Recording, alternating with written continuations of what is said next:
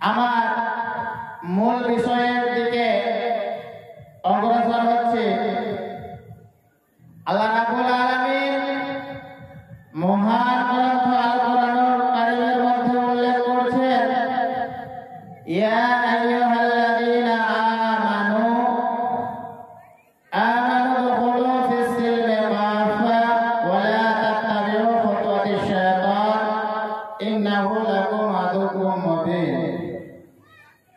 এখানে আল্লাহ রাব্বুল আলামিন বলছেন, হে মুমিনগণ, হে বিশ্বাস স্থাপনকারী, যারা তোমরা আমার প্রতি ঈমান নিয়ে এসেছো, যারা তোমরা আমাকে এক বলে মেনে নিয়েছো, আল্লাহ রাব্বুল আলামিন তাদেরকে বলছেন যে তোমরা ইসলামের মধ্যে পুরোপুরি ভাবে দাখিল হয়ে যাও, ইসলামের মধ্যে তোমরা ঢুকে পড়ো। কারণ আল্লাহ রাব্বুল আলামিন এটা বলার উদ্দেশ্য হচ্ছে যে আমরা তাহলে ইসলামের বাইরে ঘোরাফেরা করছি। তারপরে আল্লাহ রাব্বুল আলামিন বলছেন যে তোমরা শয়তানের অনুকরণ করিও না, শয়তানের অনুকরণ করিও না, কারণ শয়তান হচ্ছে আমাদের প্রকাশ্য দুশমন। এই শয়তানের অনুকরণ থেকে আমাদের দূরে সরে থাকতে হবে, দূরে থাকতে হবে। ইসলাম এমন একটা ধর্ম যে ইসলামের মধ্যে আমরা যদি পুরোপুরি ভাবে ঢুকে যাই তাহলে আমরা শান্তিতে শান্তি থাকব। এমন একটা ধর্ম, ভাইজান আমার, দুঃখের বিষয়, আফসোস লাগে, ইসলামে আল্লাহ তাবারাক ওয়া তাআলা নবীর মারফতে এমন একখানা গ্রন্থ আমাদের কাছে প্রদর্শন করে দিয়েছেন, এমন একখানা গ্রন্থ দিয়েছেন যে গ্রন্থের নাম আল কোরআনুল কারীম। এই গ্রন্থের বিকল্প গ্রন্থ আর পৃথিবীতে কোথাও নেই, কোনো গ্রন্থই নেই। এটা এমন একটা কিতাব হাতে এসেছে নবীর মারফতে, আর এই কিতাবের বিকল্প কিতাব বই আর পৃথিবীতে গোটা ওয়ার্ল্ডে, গোটা বিশ্বে কোনো কিতাব খুঁজে পাওয়া যাবে না। আর এই কিতাব আসার পরে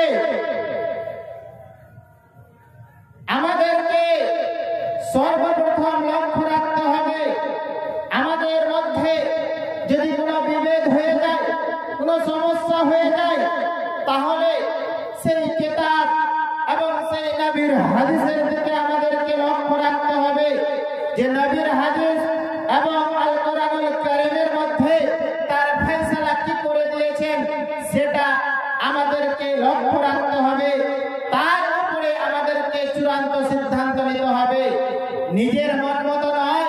আল্লাহ রাব্বুল আলামিন 1450 বছর পূর্বে এই ইসলামকে মুকাম্মাল করে দিয়েছেন, এই কোরআনুল কারীমকে মুকাম্মাল করে দিয়েছেন 1450 বছর পূর্বে।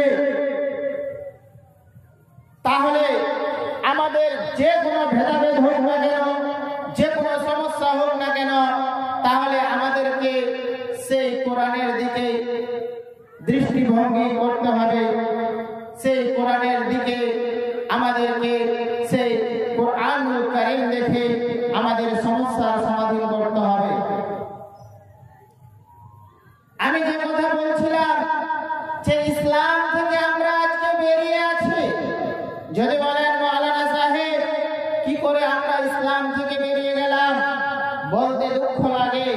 পবিত্র রমজানুল মুবারক মাস গত হলো, দুঃখ নেবেন না কথাতে, পবিত্র রমজানুল মুবারক মাস গত হলো, কিন্তু ভাইজান আমার আফসোস লাগে, আফসোস লাগে। আল্লাহু আকবার। বলুন তো দেখি ভাই, সেই মসজিদের কাতারে তারাবির সময় এমন বাবাজি আমার, বাবাজানেরা আমার, তারাবির নামাজের মধ্যে হুড়াহুড়ি করতে লাগলো, আসতে লাগলো, নামাজ পড়তে লাগলো, খুব সুন্দর নামাজ। আল্লাহু আকবার।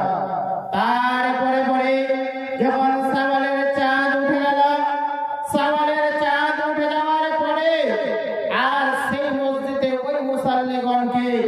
ঘুরে পাওয়া যায় না, খুঁজে পাওয়া যায় না, তারা কোথায় চলে গেল।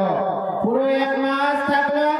1 মাস থাকার পরে তারপরে শ্রাবণের চাঁদ, ঈদের চাঁদ ওঠার পরে তাদেরকে আর খুঁজে পাওয়া যায় না, তারা হারিয়ে গেল। কোথায় হারিয়ে গেল? চিরদিনের জন্য কি বিদায় নিয়ে চলে গেল? চিরদিনের জন্য কি তারা হারিয়ে গেল? ভাইজান আমার খুব আফসোস লাগে।